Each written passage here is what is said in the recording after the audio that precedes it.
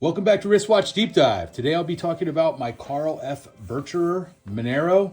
I'm not a dealer or flipper. I'm not selling the watches I cover, just highlighting watches I have in my collection.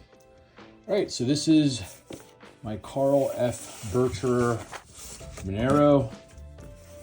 Reference number 00-0912.08.93.01. Here's the watch.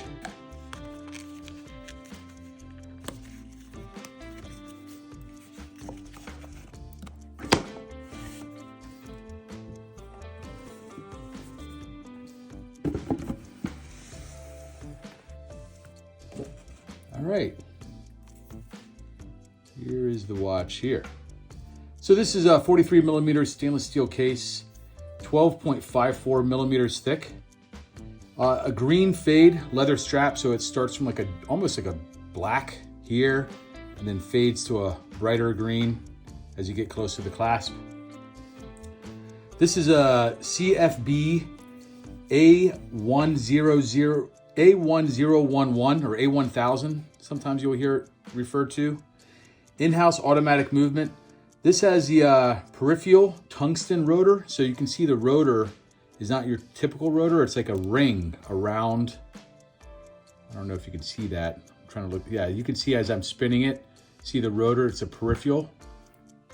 There, that was a good shot there, I think. Reportedly, the company lost a fortune on this movement because it was so expensive to develop. So many enthusiasts consider this watch with this movement. It gives the owner the maximum value for the money.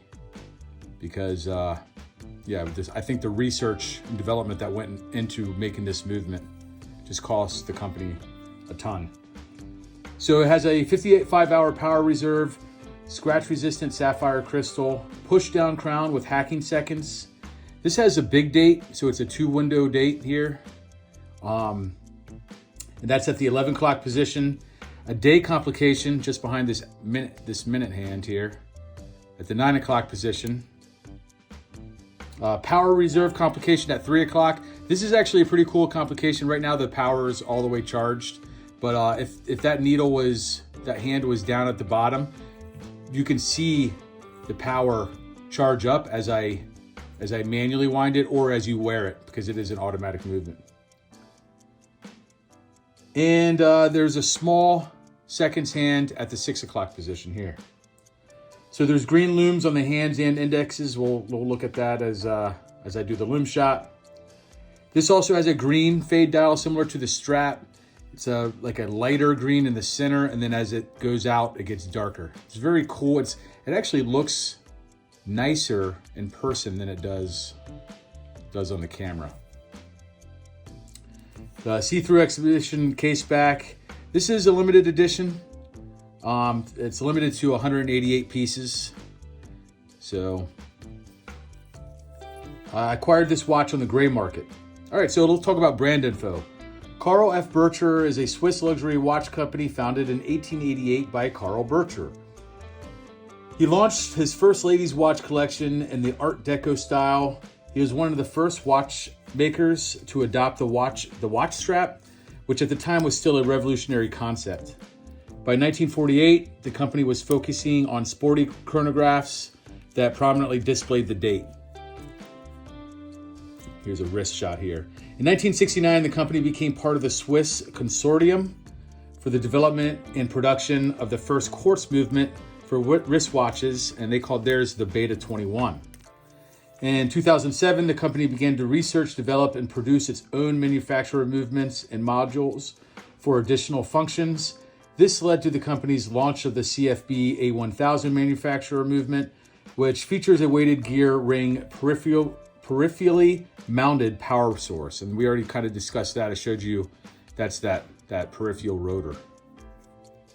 In 2014, the Manero Power Reserve became the first Carl F. Bucherer model to receive a unique laser signature in order to ensure product authenticity and quality. So there is the way that this company authenticates or really marks their product is they have a a way to laserly mark the movement, and it can only be read by a certain machine that can't be duplicated, or presumably can't be duplicated. And that's how they kind of authenticate their watches and keep counterfeiters from making replicas. From 1888 to 2023, the company was one of only a few that was run by the original family's third generation. In 2023, the company was bought by Rolex, and it will continue to trade under its own name and operate independently. Management will remain unchanged. So essentially, the family sold the company to Rolex, but they're putting out that, hey, nothing's going to change. We're still going to keep making watches, doing our thing. It's not going to be owned and operated by the family anymore. All right, so why I chose this watch. I like the history of the brand. I love the faded color scheme. I don't have one like this. I have some other green watches, but this in person, like I said, it looks a lot nicer. And I also love that it's a limited edition. I'm a sucker for limited editions. I like that, this is one of 188 pieces on the planet. It's something about that I just find cool. All right, so we'll talk about the box. So the box has this like outer sleeve here. The box is a rather large one. I could tell they kind of, it's very nice, thick cardboard. They definitely, went the extra mile. This is a very cool gold, like hard plastic, some kind of glass that covers some gold leaf or something like that. It's very cool looking. So the box itself, it does have an extra strap. It has came with this alligator strap, which is kind of nice. I like the calfskin better with that color fade, but this one's nice too. The card and everything's at the bottom there. So this box, it's a nice felt bottom, hard plastic, the gold touch. It's nice. So inside you have your pillow. Pillow's starting to deteriorate. I see a lot of this with watch box parts as they age. It's kind of deteriorate over time. And then of course you have the box inside the box. So it's a travel box here with its own pillow there. And there's another compartment. Actually, I think I need to open this Oh, right there. So I pull this tab there, and then there's a pillow, and I can't remember what's inside here. Oh, there's this random piece of leather. I'm certain there's probably a use for this if I Googled it, but maybe it's just extra. And just some cleaning cloths in there. But yeah, I would say the box is definitely above average. This is one of the nicer boxes I've seen. It's a nice cushiony feeling in here. Well done on the box. All right, we'll put this away. And then we'll do a lume shot. All right, let me get the lights here.